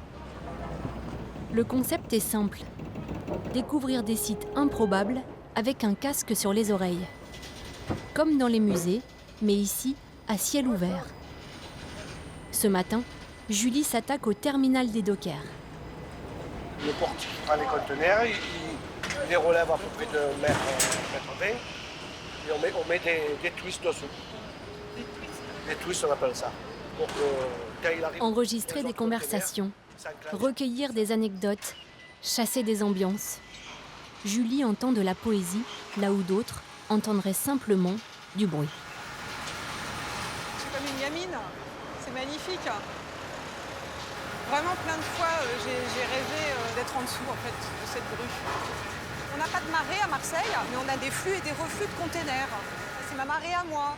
Je suis aussi impressionnée par la chorégraphie que ça fait. Parce là, de valse, ça part ça va vite, c'est rapide. Et oui, c'est très impressionnant, carrément.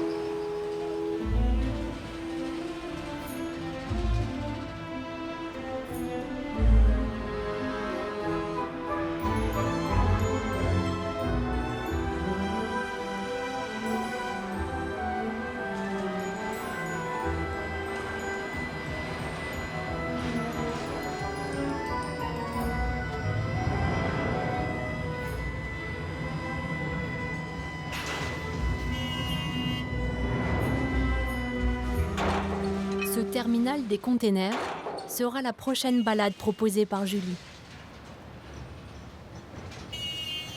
Un pari qui jusqu'ici a porté ses fruits.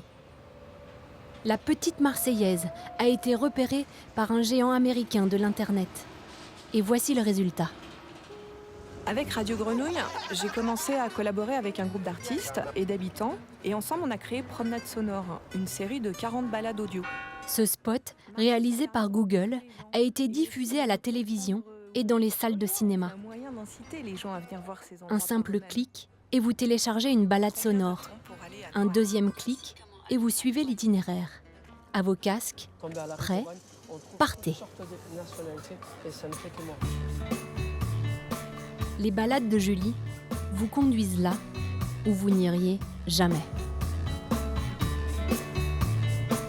Entre garrigues et lotissements, entre cité HLM et Bastide, entre zones industrielles et autoroutes. Nous sommes bien dans les quartiers nord.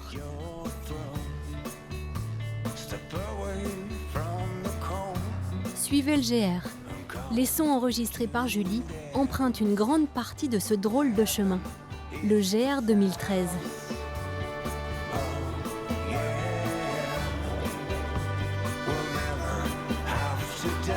Un sentier urbain de 360 km, créé par une bande de rêveurs, dont Baptiste Lanaspez. On a une culture du panorama quand on est randonneur. Et là, ici, c'est un haut lieu comme panorama, quoi. Oui, c'est dans notre catégorie grand paysage. Ouais, les grands paysages, les quartiers nord sont généreux en grands paysages.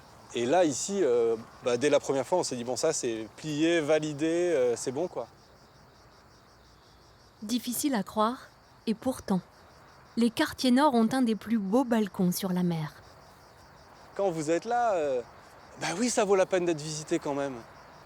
C'est pas par hasard que c'est un des plus anciens sites urbains d'Europe occidentale. Je veux dire, les Grecs, quand ils ont vu ça, cet endroit-là, il a été élu en =600 comme un endroit de grand intérêt patrimonial par les Grecs. C'est-à-dire que là, ils se sont dit, waouh, il y a matière à faire quelque chose. C'est grandiose, ça offre un bon abri, c'est une des plus belles baies du sud de l'Europe.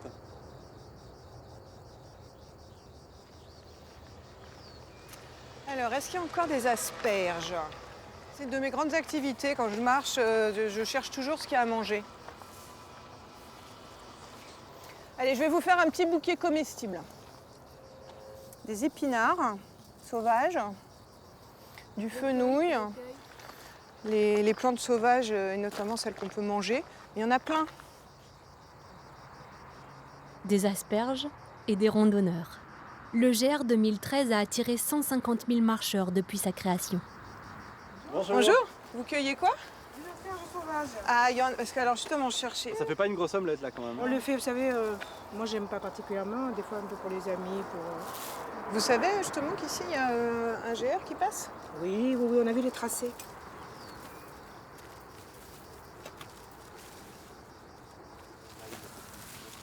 C'est merveilleux, quoi. Ah, c'est très joli. On ne peut pas vivre ailleurs, d'ailleurs.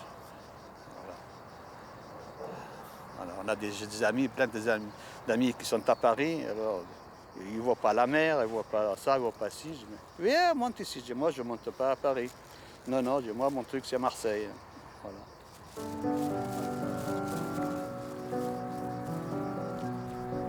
Sur ce GR, aucune cité interdite. Juste de grandes murailles HLM, comme ici, la Castellane.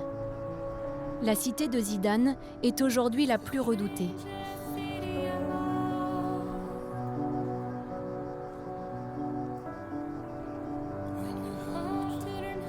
les trafics, les règlements de compte, notre chasseuse de son veut entendre autre chose.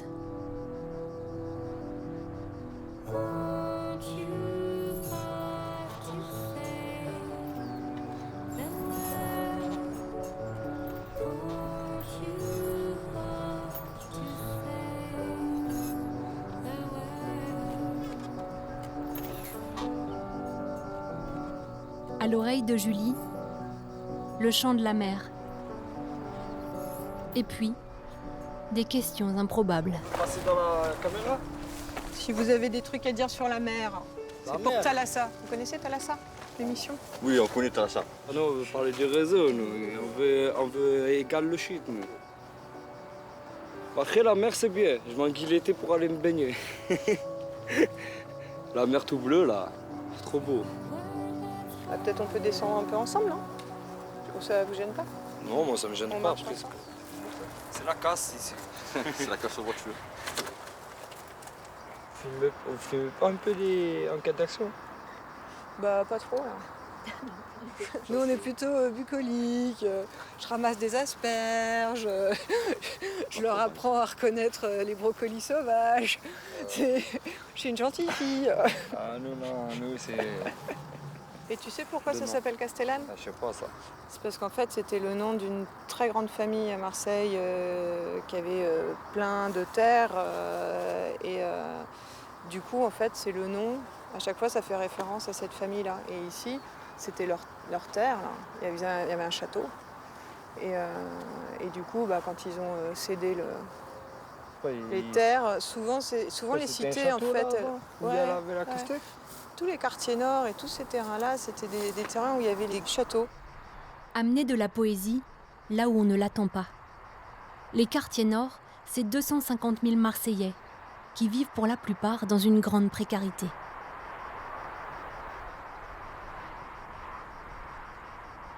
Ça va pas changer la situation, ça va pas révolutionner et modifier fondamentalement le besoin de moyens qu'il y a dans ces quartiers, les dizaines d'années d'abandon par les pouvoirs publics. Mais bon, c'est prendre soin. Par rapport à ce qu'on nous raconte des quartiers nord, il y a un effet un peu d'asphyxie, de dire arrêtez.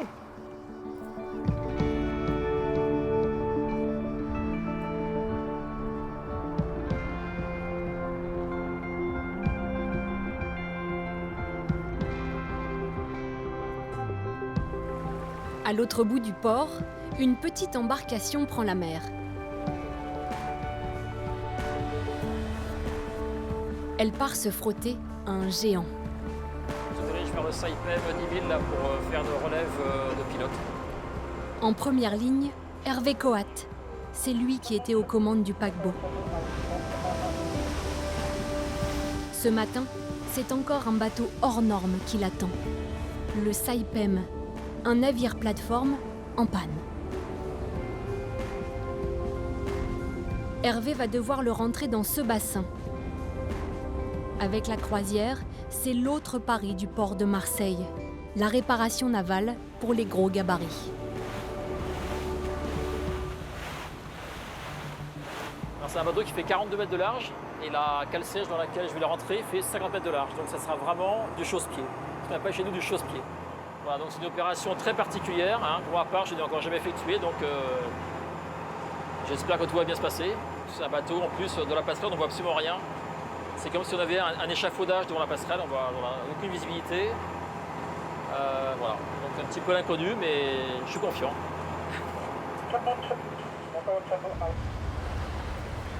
Première difficulté, monter à bord.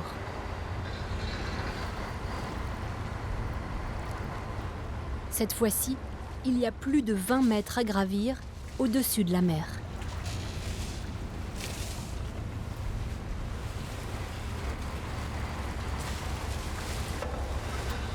$1 milliard, c'est le prix de ce monstre des mers. À bord, Hervé est très attendu. Bonjour messieurs. Bonjour commandant. Comment allez-vous? C'est bon, je prends commandant? Allez-y. À droite 5. Droite 5 là-bas. En général, les commandants qui ne sont jamais venus à Marseille, donc ils ne connaissent absolument pas la configuration des lieux, ils ne savent pas où sont les dangers. Donc là, le métier de pilote devient vraiment indispensable. À tout moment, ce Godzilla flottant peut dériver sur les quais. Un remorqueur vient à l'avant pour le tirer.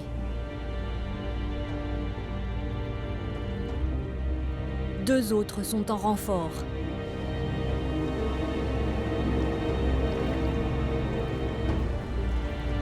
Hervé doit donc coordonner ces 3 remorqueurs du haut du Saipem.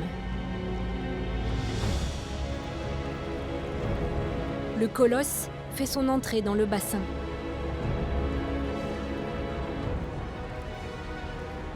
Pour Hervé, c'est le moment le plus délicat de la navigation.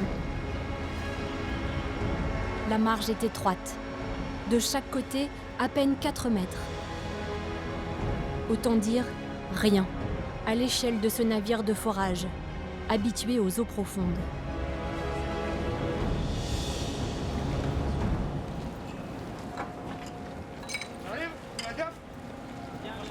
C'est que ce sont des bateaux qui sont tout le temps au large, qui ne vont pratiquement jamais à quai. Et en fait, les équipages ne sont pas du tout aguerris à l'amarrage du bateau. Voilà. Il faut bien gérer la vitesse du bateau, ce qu'on appelle l'inertie, c'est le déplacement. Il y a 65 000 tonnes, c'est un petit peu un challenge. Mais il faut toujours avoir à l'esprit qu'on est là quand même pour assurer avant tout la sécurité des navires et des installations. Donc on n'a absolument pas le droit de jouer avec les navires, donc il faut bien sûr tout faire pour éviter qu'ils avarient. Des opérations comme ça, c'est pas tous les jours qu'on en fait. Mais bon, c'est notre quotidien, c'est le quotidien des pilotes, c'est de savoir s'adapter toujours à différents types de navires. Là, je suis soulagé, ouais. Ce bateau est vraiment impressionnant. 110 mètres de haut, c'est la première fois que je vois un bateau pareil. Un bateau de cette taille. Pas tarder, on va larguer une pointe devant. Avec la plateforme hélicoptère devant. C'est impressionnant. Une vraie usine. À chacun sa victoire. Le géant est à quai et au même moment, un monument historique a retrouvé la mer. Levée de rideau pour le Cro-Magnon. Après plusieurs semaines d'absence, le bateau star d'Henri Cosquer navigue à nouveau.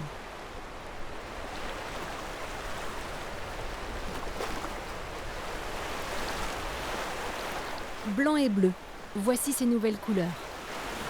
Solène et Olivier sont un peu fébriles. On a tout décapé, poncé, nettoyé, on l'a éventré dans tous les sens et là c'est le premier jour où on renavigue avec.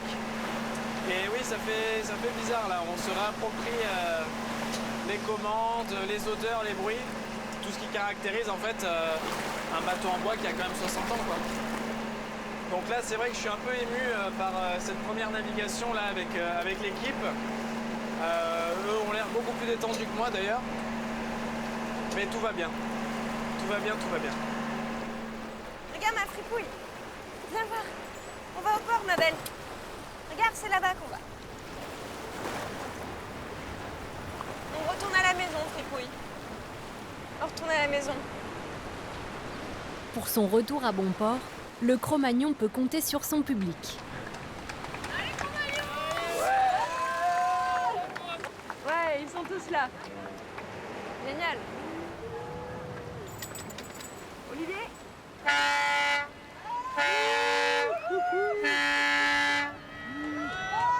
est de retour.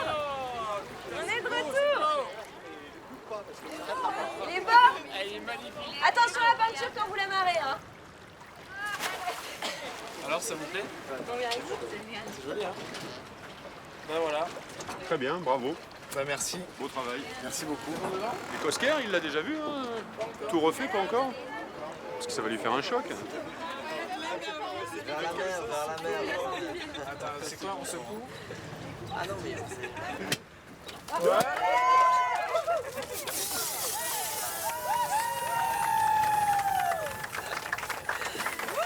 Du coup...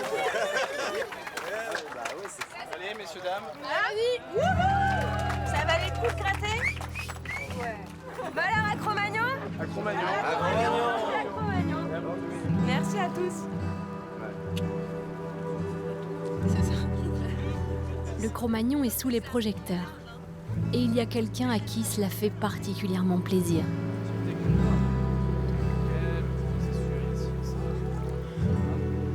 Il se tient quelques mètres en retrait, par pudeur.